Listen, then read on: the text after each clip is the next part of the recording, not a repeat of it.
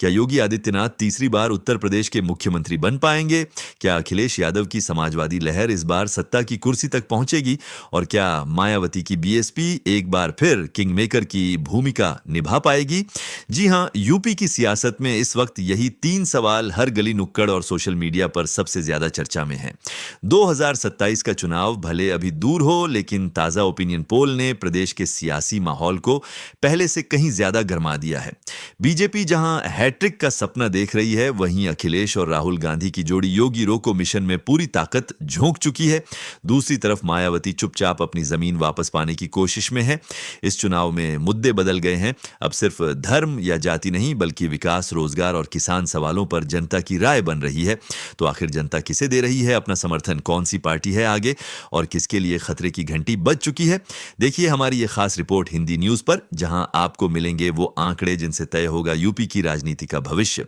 अगर आप सच और सर्वे की सटीक रिपोर्ट चाहते हैं तो चैनल को जरूर सब्सक्राइब करें, क्योंकि असली खबर यहीं मिलेगी, सिर्फ हिंदी न्यूज पर। उत्तर प्रदेश की राजनीति एक बार फिर पूरे शबाब पर है। देश का सबसे बड़ा और राजनीतिक रूप से प्रभावशाली राज्य अब 2027 के विधानसभा चुनावों की दिशा में बढ़ रहा है। प्रदेश की सियासत हमेशा से राष्ट्रीय स्तर की राजनीति को दिशा देती रही है, और यही कारण है कि यूपी की हर हलचल पर देश भर की निगाहें टिकी रहती हैं। मौजूदा समय में मुख्यमंत्री योगी आदित्यनाथ के नेतृत्व में भारतीय जनता पार्टी लगातार 2 बार पूर्ण बहुमत के साथ सत्ता में रह चुकी है। पार्टी अब तीसरी बार सत्ता में वापसी कर हैट्रिक बनाने की कोशिश कर रही है। आगामी चुनाव को लेकर राजनीतिक दलों ने अपनी रणनीतियों पर काम शुरू कर दिया है। चुनावी चर्चाओं में एक बार फिर कानून व्यवस्था, विकास और सामाजिक समीकरण जैसे मुद्दे हावी होते दिख रहे हैं। इन सभी कारकों के बीच जनता भी यह जानने को उत्सुक है कि इस बार प्रदेश की सत्ता की चाबी किसके हाथ में जाएगी। भारतीय जनता पार्टी के लिए यह चुनाव प्रतिष्ठा का विषय बन चुका है। योगी सरकार ने अपने 7 वर्षों के शासनकाल में कई बड़े विकास कार्यों का हवाला दिया है। पार्टी का प्रचार तंत्र राम मंदिर, धार्मिक पर्यटन, बुनियादी ढांचे के विकास और कानून व्यवस्था के मुद्दे पर केंद्रित है। सरकार का कहना है कि उत्तर प्रदेश अब माफिया मुक्त राज्य बन चुका है और कानून के शासन को मजबूती से स्थापित किया गया है। एक्सप्रेसवे, एयरपोर्ट, औद्योगिक कॉरिडोर और स्मार्ट सिटी जैसे प्रोजेक्ट्स को विकास के प्रतीक के रूप में जनता के सामने पेश किया जा रहा है। योगी आदित्यनाथ की प्रशासनिक सख्ती और अपराध नियंत्रण की नीतियों को पार्टी अपनी सबसे बड़ी उपलब्धि के तौर पर प्रचारित कर रही है। भाजपा यह भी दावा कर रही है कि प्रदेश में निवेश के नए अवसर खुले हैं, जिससे रोजगार सृजन की स्थिति सुधरी है। हालांकि विपक्षी दल इन दावों से सहमत नहीं है। समाजवादी पार्टी, कांग्रेस और अन्य विपक्षी दल लगातार बेरोजगारी, महंगाई और किसानों की समस्याओं को प्रमुख मुद्दे के रूप में उठा रहे हैं। विपक्ष का कहना है कि सरकार के विकास के दावे जमीनी हकीकत से मेल नहीं खाते। बिजली, शिक्षा और स्वास्थ्य जैसे बुनियादी क्षेत्रों में सुधार की गति पर भी सवाल उठाए जा रहे हैं। किसानों की फसलों के उचित दाम, युवाओं के लिए स्थायी रोजगार और बढ़ती कीमतों पर नियंत्रण जैसे विषय विपक्षी प्रचार के केंद्र में हैं। विरोधी दल यह भी आरोप लगाते हैं कि सरकार ने अपने कार्यकाल में सांप्रदायिक ध्रुवीकरण की राजनीति को बढ़ावा दिया है, जिससे समाज में विभाजन की रेखा गहरी हुई है। इन सब के बीच समाजवादी पार्टी के अध्यक्ष अखिलेश यादव ने एक नया राजनीतिक प्रयोग शुरू किया है। उन्होंने पीढ़िए यानी पिछड़ा, दलित और अल्पसंख्यक वर्गों को एक मंच पर लाने की रणनीति अपनाई है। पार्टी का मानना है कि यदि इन वर्गों का एकजुट समर्थन मिला तो सत्ता की राह आसान हो सकती है। अखिलेश यादव हाल के महीनों में लगातार प्रदेश भर में सभाएं और जनसंपर्क अभियान चला रहे हैं, जिनमें वे कानून व्यवस्था, बेरोजगारी और शिक्षा के मुद्दों पर योगी सरकार पर निशाना साध रहे हैं। समाजवादी पार्टी का फोकस इस बार केवल परंपरागत यादव मुस्लिम समीकरण तक सीमित नहीं है, बल्कि पार्टी नए सामाजिक समूहों को भी जोड़ने की कोशिश में है। इसी के समानांतर कांग्रेस पार्टी भी अपने संगठन को फिर से सक्रिय करने के प्रयास में है। राहुल गांधी और प्रियंका गांधी वाड्रा दोनों ने यूपी को लेकर कई दौर की रणनीतिक बैठकों का नेतृत्व किया है। कांग्रेस का उद्देश्य समाजवादी पार्टी के साथ गठबंधन को मजबूत करना और जमीनी स्तर पर साझा उम्मीदवारों के माध्यम से एनडीए के खिलाफ एकजुट मोर्चा बनाना है। इंडिया गठबंधन के भीतर यह समझ बनी है कि अगर सीटों पर तालमेल और स्थानीय स्तर पर समन्वय बना रहा तो भाजपा के खिलाफ चुनौती और मजबूत होगी। राहुल गांधी की यात्राएं और भाषण इस गठबंधन को धार देने की कोशिश के रूप में देखे जा रहे हैं। दूसरी ओर बहुजन समाज पार्टी की राजनीति में एक अलग तरह की हलचल है। मायावती का संगठन पिछले कुछ चुनावों में कमजोर जरूर हुआ है, लेकिन पार्टी अभी भी कुछ क्षेत्रों में प्रभावशाली मानी जाती है। बीएसपी का वोट बैंक विशेष रूप से दलित समुदाय में अब भी मौजूद है और कई सीटों पर पार्टी निर्णायक भूमिका निभा सकती है। राजनीतिक विश्लेषकों का मानना है कि बीएसपी का वोट प्रतिशत कम होने के बावजूद यह पार्टी कई जगहों पर किंग मेकर की स्थिति में आ सकती है। मायावती इस बार ब्राह्मण और पिछड़े वर्गों के बीच अपनी पकड़ मजबूत करने की कोशिश में है। उनके चुनावी संदेशों में कानून व्यवस्था और सामाजिक न्याय जैसे पुराने मुद्दों को फिर से प्राथमिकता दी जा रही है। राज्य में राजनीतिक वातावरण लगातार गर्म होता जा रहा है। भाजपा सत्ता के प्रदर्शन के आधार पर जनता से वोट मांग रही है, जबकि विपक्ष बदलाव के नारे के साथ मैदान में उतरने की तैयारी कर रहा है। सियासी हलकों में यह चर्चा आम है कि योगी आदित्यनाथ की लोकप्रियता भाजपा के लिए सबसे बड़ा सहारा है। वहीं विपक्ष के लिए अखिलेश यादव और राहुल गांधी का गठबंधन उम्मीद की किरण है। प्रदेश के गांवों और कस्बों में जातीय समीकरणों की गणना और वोट बैंक की राजनीति पर नए सिरे से चर्चा शुरू हो गई है। जनता भी अपने अनुभवों और अपेक्षाओं के आधार पर आगामी चुनाव का मूड तय करने लगी है। इस बार का चुनाव कई मायनों में अलग साबित हो सकता है। पहली बार यह स्पष्ट दिख रहा है कि विपक्ष एकजुट होकर भाजपा को कड़ी टक्कर देने की स्थिति में है। हालांकि भाजपा का संगठनात्मक ढांचा अभी भी मजबूत है और केंद्र की सत्ता के सहारे उसे संसाधनों की बढ़त हासिल है। राजनीतिक पर्यवेक्षकों का मानना है कि भाजपा का वोट बैंक स्थायी जरूर है, लेकिन शहरी मतदाता और युवा वर्ग में कुछ असंतोष की झलक दिखाई दे रही है। वहीं विपक्ष अपने गठबंधन के माध्यम से इस असंतोष को अपने पक्ष में मोड़ने की कोशिश कर रहा है। चुनावी रणनीति के लिहाज से भाजपा ने अपने अभियान को धर्म और विकास दोनों के संतुलन पर आधारित किया है। अयोध्या में राम मंदिर निर्माण और काशी मथुरा जैसे धार्मिक स्थलों के पुनर्विकास को पार्टी अपने सांस्कृतिक पुनर्जागरण की उपलब्धि बताती है। वहीं सड़कों, पुलों, एक्सप्रेसवे और बिजली के क्षेत्र में हुए सुधारों को विकास के प्रमाण के रूप में प्रस्तुत किया जा रहा है। पार्टी के प्रचार में प्रधानमंत्री नरेंद्र मोदी और मुख्यमंत्री योगी आदित्यनाथ की जोड़ी केंद्र में है, जिसे भाजपा स्थिरता और निर्णायक नेतृत्व की प्रतीक के रूप में प्रचारित कर रही है। विपक्षी गठबंधन की रणनीति भी अपने आप में दिलचस्प है। समाजवादी पार्टी और कांग्रेस मिलकर सामाजिक न्याय और संवैधानिक अधिकारों के मुद्दे को प्रमुखता दे रही है। राहुल गांधी और अखिलेश यादव दोनों का प्रयास है कि प्रदेश के युवा, किसान और अल्पसंख्यक वर्ग को यह भरोसा दिलाया जाए कि गठबंधन सत्ता में आने पर रोजगार और शिक्षा की दिशा में ठोस कदम उठाएगा। विपक्ष यह भी कह रहा है कि भाजपा के शासन में राज्य का प्रशासनिक संतुलन बिगड़ा है और जनता को राहत के बजाय कठिनाइयों का सामना करना पड़ा है। राजनीतिक विश्लेषकों के अनुसार उत्तर प्रदेश में चुनाव का रुख काफी हद तक स्थानीय मुद्दों और जातीय समीकरणों पर निर्भर करेगा।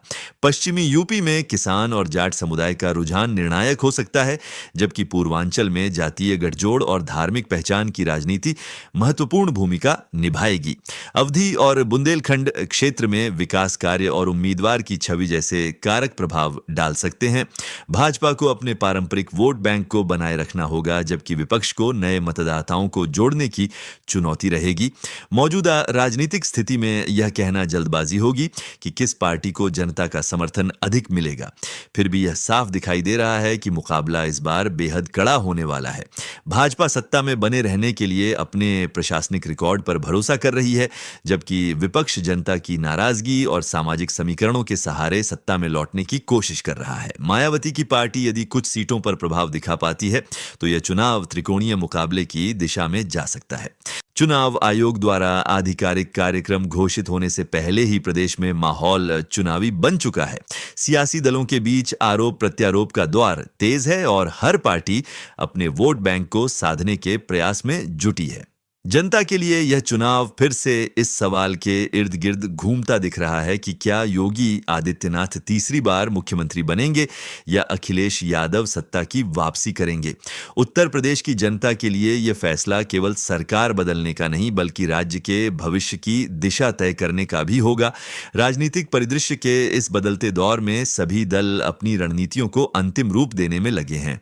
भाजपा अपने विकास मॉडल को मजबूत बनाकर सामने लाना चाहती है, जबकि विपक्ष जनता के असंतोष को अपने पक्ष में मोड़ने का प्रयास कर रहा है।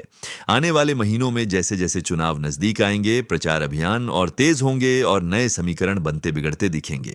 उत्तर प्रदेश की यह जंग केवल सत्ता के लिए नहीं बल्कि उस राजनीतिक दिशा के लिए भी होगी जो आने वाले समय में दिल्ली की सियासत को प्रभावित करेगी। उत्तर प्रदेश के आगामी विधानसभा चुनावों की दिशा में जारी ताजा ओपिनियन पोल ने राजनीतिक हलकों में नई हलचल पैदा कर दी है। इस सर्वेक्षण में राज्य के विभिन्न मंडलों के आधार पर अनुमानित सीटों का विश्लेषण किया गया है, जिससे प्रदेश के सियासी समीकरणों की जमीनी तस्वीर सामने आती है। आंकड़ों के अनुसार भाजपा और इंडिया गठबंधन के बीच कड़ी टक्कर देखने को मिल रही है, जबकि बहुजन समाज पार्टी का प्रदर्शन कई क्षेत्रों में कमजोर दिखाई दे रहा है। हालांकि कुछ स्थानों पर पार्टी सीमित प्रभाव बनाए रखने में सफल रही है। सर्वे से यह भी स्पष्ट हुआ है कि किसी एक दल या गठबंधन को फिलहाल निर्णायक बढ़त नहीं मिल पाई है, जिससे आगामी चुनाव त्रिकोणीय मुकाबले का रूप ले सकता है। राजधानी क्षेत्र का प्रतिनिधित्व करने वाला लखनऊ मंडल इस सर्वे का प्रमुख केंद्र रहा। यहां कुल 34 विधानसभा सीटें हैं, जिनमें भाजपा गठबंधन को 17 सीटें मिलने का अनुमान है। इंडिया गठबंधन को 14 सीटें और बहुजन समाज पार्टी को 2 सीटें मिलने की संभावना जताई गई है, जबकि 1 सीट अन्य दलों के खाते में जाती दिख रही है। लखनऊ और आसपास के जिलों में भाजपा को प्रशासनिक मजबूती, इंफ्रास्ट्रक्चर परियोजनाओं और योगी आदित्यनाथ की व्यक्तिगत लोकप्रियता का लाभ मिलता दिख रहा है। दूसरी ओर सपा कांग्रेस गठबंधन भी बेरोजगारी और स्थानीय मुद्दों को लेकर शहरी और ग्रामीण मतदाताओं के बीच अपनी पकड़ मजबूत करने की कोशिश में है। बीएसपी का प्रदर्शन यहां सीमित है, लेकिन दलित मतदाताओं के बीच उसका आधार अब भी मौजूद माना जा रहा है। मिर्जापुर मंडल, जिसमें कुल 12 विधानसभा सीटें शामिल हैं, में भाजपा और इंडिया गठबंधन के बीच बराबरी की स्थिति देखी जा रही है। दोनों को 6 से 6 सीटें मिलने का अनुमान लगाया गया है। यह क्षेत्र राजनीतिक रूप से विविध मतदाताओं वाला इलाका है, जहां स्थानीय विकास, रोजगार और कानून व्यवस्था जैसे मुद्दे निर्णायक भूमिका निभा रहे हैं। बीएसपी और अन्य छोटे दल इस मंडल में उल्लेखनीय प्रदर्शन नहीं कर पा रहे हैं। यहां के परिणामों से यह संकेत मिलता है कि मतदाताओं में स्पष्ट झुकाव नहीं बना है और मुकाबला सीट दर सीट तय हो सकता है। मेरठ मंडल, जो पश्चिमी उत्तर प्रदेश का प्रमुख औद्योगिक और राजनीतिक क्षेत्र है, में भाजपा को बढ़त मिलती दिखाई दे रही है। कुल 28 सीटों वाले इस मंडल में भाजपा गठबंधन को 15 सीटें मिलने की संभावना है, जबकि इंडिया गठबंधन को 11 सीटें और अन्य दलों को 2 सीटें मिलने का अनुमान है। बहुजन समाज पार्टी यहां कोई सीट हासिल नहीं कर पा रही है। किसान आंदोलन और स्थानीय सामाजिक समीकरणों के बावजूद भाजपा इस क्षेत्र में अपनी स्थिति बनाए रखने में सफल रही है। वहीं सपा कांग्रेस गठबंधन जाट और मुस्लिम मतदाताओं को एकजुट करने की कोशिश कर रहा है, ताकि भाजपा की बढ़त को चुनौती दी जा सके। अयोध्या मंडल, जो धार्मिक और राजनीतिक दृष्टि से अत्यंत महत्वपूर्ण माना जाता है, में मुकाबला पूरी तरह संतुलित दिख रहा है। यहां कुल 27 सीटें हैं, जिनमें भाजपा और इंडिया गठबंधन दोनों को 12-12 सीटें मिलने का अनुमान है। बहुजन समाज पार्टी के खाते में 2 सीटें और अन्य दलों के हिस्से में 1 सीट जाती दिखाई दे रही है। राम मंदिर निर्माण के बाद इस क्षेत्र को भाजपा का गढ़ माना जा रहा था, लेकिन सर्वे के नतीजे बताते हैं कि विपक्ष ने भी यहां अपनी उपस्थिति मजबूत की है। स्थानीय स्तर पर बेरोजगारी, किसान मुद्दे और भूमि अधिग्रहण जैसे प्रश्न मतदाताओं को प्रभावित कर रहे हैं। वाराणसी मंडल की स्थिति भी दिलचस्प है। कुल 22 विधानसभा सीटों वाले इस मंडल में भाजपा गठबंधन को 15, इंडिया गठबंधन को 12 और बहुजन समाज पार्टी को 1 सीट मिलने की संभावना जताई गई है। प्रधानमंत्री नरेंद्र मोदी के संसदीय क्षेत्र होने के कारण भाजपा यहां परंपरागत रूप से मजबूत रही है, लेकिन इस बार विपक्ष ने अपने प्रचार को ग्रामीण इलाकों में केंद्रित किया है। विकास परियोजनाओं और बुनियादी सुविधाओं पर मिश्रित प्रतिक्रिया देखने को मिल रही है, जिससे यह संकेत मिलता है कि यहां भी प्रतिस्पर्धा खड़ी होने वाली है। सहारनपुर मंडल में भी विपक्ष ने उल्लेखनीय पकड़ बनाई है। इस मंडल की कुल 15 विधानसभा सीटों में इंडिया गठबंधन को 9 और भाजपा गठबंधन को 6 सीटें मिलने का अनुमान है। बीएसपी और अन्य दल यहां कोई प्रभाव नहीं दिखा पा रहे हैं। ये क्षेत्र मुस्लिम और दलित मतदाताओं की बहुलता के कारण राजनीतिक रूप से संवेदनशील रहा है। विपक्ष के लिए यह नतीजे उत्साहजनक माने जा रहे हैं क्योंकि 2017 और 2022 के चुनावों में भाजपा को यहां स्पष्ट बढ़त हासिल थी। हालांकि पार्टी अब भी अपने पुराने वोट बैंक को बनाए रखने के प्रयास में है और कानून व्यवस्था के मुद्दे पर अपनी मजबूती का प्रचार कर रही है। मुरादाबाद मंडल की 25 सीटों में से इंडिया गठबंधन को 15, भाजपा गठबंधन को 8 और बहुजन समाज पार्टी को 1 सीट मिलने का अनुमान है, जबकि 1 सीट अन्य दलों को मिल सकती है। यह इलाका अल्पसंख्यक और पिछड़े वर्ग के मतदाताओं वाला माना जाता है, जहां विपक्ष को स्पष्ट बढ़त दिखाई दे रही है। भाजपा की कोशिश है कि विकास योजनाओं और केंद्र सरकार की कल्याणकारी नीतियों के माध्यम से यहां अपनी स्थिति सुधारी जाए। वहीं बीएसपी का प्रदर्शन इस मंडल में लगभग नगण्य है, जो उसके पारंपरिक वोट आधार में गिरावट को दर्शाता है। आगरा और अलीगढ़ मंडलों के संयुक्त आंकड़े भाजपा के पक्ष में झुकाव दिखाते हैं। इन दोनों मंडलों में भाजपा गठबंधन को स्पष्ट बढ़त मिलती दिखाई दे रही है, जबकि इंडिया गठबंधन उसके निकट बना हुआ है। बहुजन समाज पार्टी का असर कुछ चुनिंदा सीटों तक सीमित है। इन क्षेत्रों में कानून व्यवस्था और स्थानीय विकास परियोजनाओं ने भाजपा के पक्ष में माहौल बनाया है। अलीगढ़, मथुरा और आगरा जैसे जिलों में पार्टी की धार्मिक और सांस्कृतिक अपील भी असर डालती दिख रही है। हालांकि विपक्ष इन क्षेत्रों में युवाओं और व्यापारिक वर्ग के असंतोष को मुद्दा बनाकर स्थिति बदलने का प्रयास कर रहा है। इन सभी मंडलों के सम्मिलित विश्लेषण से यह स्पष्ट है कि भाजपा और इंडिया गठबंधन के बीच उत्तर प्रदेश की सियासत में अब सीधी टक्कर की स्थिति बन चुकी है। दोनों ही पक्षों के बीच का अंतर बहुत कम है, जो यह संकेत देता है कि छोटे क्षेत्रीय दलों और स्वतंत्र उम्मीदवारों की भूमिका अगले चुनाव में निर्णायक हो सकती है। बीएसपी का प्रभाव लगातार घटा है, लेकिन उसकी मौजूदगी कुछ सीटों पर परिणामों को प्रभावित कर सकती है। सर्वे यह भी दर्शाता है कि मतदाता इस बार किसी एक मुद्दे पर नहीं, बल्कि विकास, रोजगार और स्थानीय समस्याओं के आधार पर मतदान करने के मूड में है। सर्वे के इन आंकड़ों ने यह स्पष्ट कर दिया है कि उत्तर प्रदेश की 2027 की जंग केवल दलों की ताकत का नहीं, बल्कि रणनीति और संगठन क्षमता का भी इम्तिहान होगी। भाजपा अपनी उपलब्धियों और नेतृत्व की छवि पर भरोसा कर रही है, जबकि विपक्ष जनता की असंतुष्टि और सामाजिक समीकरणों को अपनी ताकत मान रहा है। आगामी महीनों में जैसे जैसे चुनाव का माहौल और तेज होगा, राजनीतिक दलों की यह प्रतिस्पर्धा और भी तीव्र होती जाएगी। उत्तर प्रदेश विधानसभा चुनाव 2027 को लेकर जारी ताजा सर्वेक्षण ने प्रदेश की राजनीति में नई हलचल मचा दी है। 403 सीटों वाले इस राज्य में किसी भी पार्टी या गठबंधन को स्पष्ट बहुमत मिलता दिखाई नहीं दे रहा है। सर्वे के अनुसार भाजपा गठबंधन 196 सीटों के साथ सबसे आगे है, जबकि इंडिया गठबंधन 186 सीटों पर उसके बेहद करीब पहुंचता दिख रहा है। बहुजन समाज पार्टी को 15 और अन्य दलों को 6 सीटें मिलने का अनुमान लगाया गया है। यह परिणाम संकेत देते हैं कि बहुमत का जादुई आंकड़ा 202 तक फिलहाल कोई भी दल नहीं पहुंच पा रहा है, जिससे हंग असेंबली की संभावना मजबूत होती दिखाई दे रही है। उत्तर प्रदेश जैसे बड़े राज्य में ऐसा नतीजा राजनीतिक समीकरणों को पूरी तरह बदल सकता है और आगामी महीनों में गठबंधनों की नई तस्वीर उभरने की संभावना बढ़ा सकता है। राज्य में भाजपा अब भी सबसे बड़े गठबंधन के रूप में उभर रही है, लेकिन पिछली बार की तुलना में उसकी सीटों में कमी का अनुमान यह बताता है कि जनता में सरकार के प्रति मिश्रित प्रतिक्रिया देखने को मिल रही है। योगी आदित्यनाथ की प्रशासनिक सख्ती, कानून व्यवस्था पर नियंत्रण और धार्मिक परियोजनाओं को जनता ने सराहा है, लेकिन बेरोजगारी, महंगाई और ग्रामीण विकास जैसे मुद्दों पर असंतोष भी सामने आया है। भाजपा के लिए यह चुनौतीपूर्ण स्थिति है, क्योंकि लगातार तीसरी बार सत्ता में वापसी का उसका लक्ष्य इस बार पहले से कहीं अधिक कठिन दिख रहा है। संगठन के स्तर पर पार्टी मजबूत है और मुख्यमंत्री योगी आदित्यनाथ की छवि अब भी भाजपा का सबसे बड़ा चेहरा बनी हुई है, किंतु जनता की बदलती प्राथमिकताएं उसके लिए नई परीक्षा साबित हो सकती हैं। दूसरी ओर इंडिया गठबंधन, जिसमें समाजवादी पार्टी और कांग्रेस की साझेदारी है, ने इस चुनावी माहौल में उल्लेखनीय प्रगति की है। अखिलेश यादव का पीडीए फॉर्मूला पिछड़ा, दलित और अल्पसंख्यक धीरे धीरे राज्य के सामाजिक समीकरणों में असर डाल रहा है। ग्रामीण इलाकों और युवा मतदाताओं में सपा का प्रभाव बढ़ा है, जबकि कांग्रेस राहुल गांधी के नेतृत्व में शहरी सीटों पर अपनी पकड़ मजबूत करने की कोशिश कर रही है। सर्वे के नतीजे बताते हैं कि विपक्ष ने पिछले चुनावों की तुलना में अपनी स्थिति में सुधार किया है, परंतु बहुमत तक पहुंचने के लिए अभी उसे लंबा सफर तय करना होगा।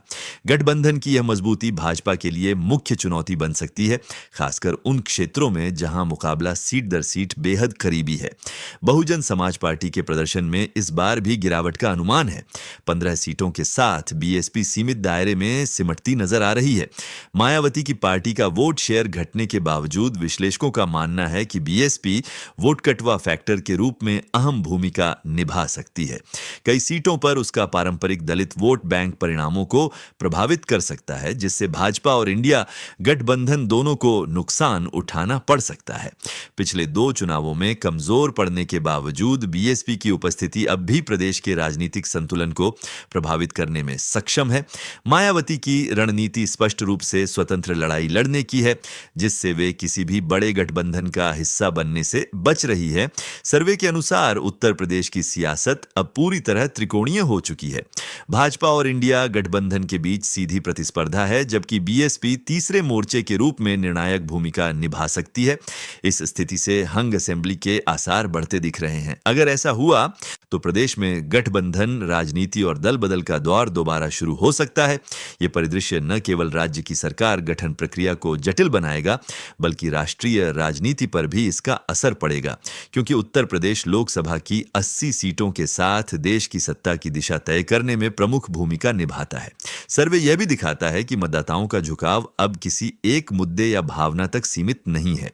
विकास, रोजगार, शिक्षा, स्वास्थ्य और स्थानीय शासन के मुद्दे पहले से अधिक महत्वपूर्ण हो गए हैं। युवा मतदाता विशेष रूप से रोजगार और आर्थिक अवसरों पर ध्यान दे रहे हैं, जबकि ग्रामीण मतदाता कृषि नीतियों और मूल्य समर्थन की दिशा में बदलाव चाहते हैं। महिलाओं के बीच सुरक्षा और कल्याण योजनाओं को लेकर मिले जुले विचार सामने आए हैं। इस बार का चुनावी मूड पूरी तरह बहुआयामी है, जहां हर वर्ग की प्राथमिकताएं अलग अलग दिशा में झुकी हुई हैं। जनता के बीच चर्चा का सबसे प्रमुख विषय यह है कि क्या योगी आदित्यनाथ तीसरी बार मुख्यमंत्री बन पाएंगे या सपा की वापसी होगी। राजनीतिक विश्लेषकों का कहना है कि भाजपा के पास संगठन की ताकत और नेतृत्व की स्पष्टता है, जबकि विपक्ष के पास असंतोष और सामाजिक समीकरणों की ताकत।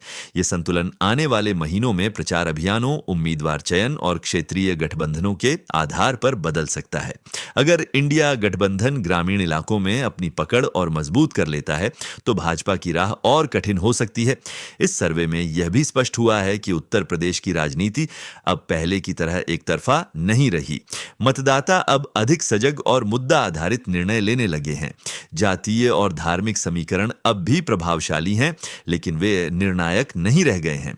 भाजपा के डबल इंजन सरकार के दावे का मुकाबला विपक्ष जनता के असली मुद्दों से करने की कोशिश कर रहा है। वहीं छोटे दल जैसे निषाद पार्टी, अपना दल और सुहेलदेव भारतीय समाज पार्टी जैसे संगठन भी सीमित स्तर पर असर डाल सकते हैं, खासकर पूर्वांचल और बुंदेलखंड क्षेत्रों में। राजनीतिक विशेषज्ञों का मानना है कि यह सर्वे फिलहाल रुझान का संकेत देता है। अंतिम निर्णय जनता के वोट से ही तय होगा। चुनाव में अभी 2 साल का समय बाकी है और इस बीच राजनीतिक परिदृश्य कई बार बदल सकता है। सरकार की नीतियों, विपक्ष की रणनीति और उम्मीदवारों के चयन जैसे तत्व चुनाव परिणामों पर सीधा प्रभाव डालेंगे। अगर भाजपा अपने संगठन और शासन की ताकत के साथ जनता तक अपनी उपलब्धियां प्रभावी ढंग से पहुंचाती है तो उसे तीसरी बार सत्ता में वापसी का अवसर मिल सकता है। वहीं अगर विपक्ष जनता के असंतोष को एकजुट करने में सफल रहा तो यह चुनाव इतिहास बदलने वाला साबित हो सकता है। अंत में जनता के बीच यह सवाल प्रमुखता से गूंज रहा है, क्या योगी आदित्यनाथ तीसरी बार मुख्यमंत्री बनेंगे या अखिलेश यादव सत्ता में वापसी करेंगे? इस सवाल का जवाब आगामी चुनावी परिणामों में छिपा है। फिलहाल यह सर्वे स्पष्ट करता है कि उत्तर प्रदेश में लोकतांत्रिक प्रतिस्पर्धा पहले से कहीं अधिक गहरी और संतुलित हो गई है। मतदाताओं की राय विभाजित है और यही विभाजन आने वाले चुनाव को रोमांचक, अनिश्चित और ऐतिहासिक बना सकता है। अब सबकी निगाहें 2027 पर टिकी हैं, जब जनता एक बार फिर तय करेगी कि उत्तर प्रदेश की सत्ता किसके हाथ में जाएगी। तो ये थी हमारी आज की खास रिपोर्ट, यूपी की सियासत पर सबसे ताजा और सटीक ओपिनियन पोल। आंकड़े साफ इशारा कर रहे हैं कि मुकाबला बेहद रोमांचक होने वाला है। बीजेपी गठबंधन और इंडिया इंडिया गठबंधन के बीच कांटे की टक्कर है, जबकि मायावती की बीएसपी अब भी कई सीटों पर समीकरण बिगाड़ने की ताकत रखती है। लेकिन असली फैसला जनता के वोट से ही होगा। कौन बनाएगा सरकार और कौन बनेगा मुख्यमंत्री, इसका जवाब आने वाला वक्त ही देगा। अब बारी आपकी है। आपको क्या लगता है, क्या योगी आदित्यनाथ तीसरी बार सत्ता में लौटेंगे, या अखिलेश यादव की वापसी होगी, या फिर मायावती कोई चौंकाने वाला करिश्मा दिखा पाएंगी? नीचे कमेंट सेक्शन में हमें जरूर बताइए कि आपके अनुसार उत्तर प्रदेश का अगला मुख्यमंत्री कौन होना चाहिए और आप किस जिले से हमें देख रहे हैं। आपकी राय हमारे लिए बेहद अहम है, क्योंकि हर राय भविष्य की दिशा तय करती है। अगर आपको यह रिपोर्ट पसंद आई हो तो वीडियो को लाइक करें, चैनल हिंदी न्यूज को सब्सक्राइब करें और नोटिफिकेशन बेल जरूर दबाएं, ताकि राजनीति की हर बड़ी खबर और हर ताजा ओपिनियन पोल आप तक सबसे पहले पहुंचे। जुड़े रहिए हिंदी न्यूज के साथ, जहां मिलती है सटीक खबर सबसे पहले और सबसे भरोसेमंद अंदाज में।